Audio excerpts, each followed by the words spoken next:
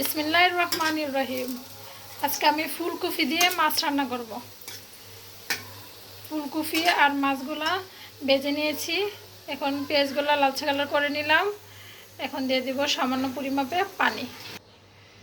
এখানে অল্প পরিমাপে পানি দিয়ে তার মধ্যে দিয়ে দিলাম পরিমাপ মতো লবণ, তারপরে দিয়ে দিলাম হলুদ, হলুদের পাখি, মরিচের পাখি, ধনিয়ার পাখি দিয়ে মশলাটা ভালো করে কষিয়ে নিব।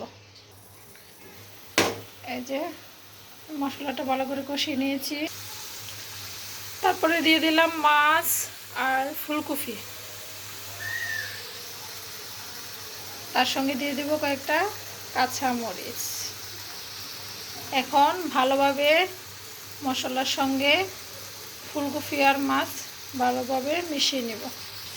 ভালোভাবে মশলার সঙ্গে মিশানোর পরে এখন একটু সময় লাগিয়ে কষিয়ে নেব। তরকারিটা কষানো হয়ে গেছে। তরকারিটা ভালোভাবে কষিয়ে এখন আমি ঝোল দিয়ে দিয়েছি।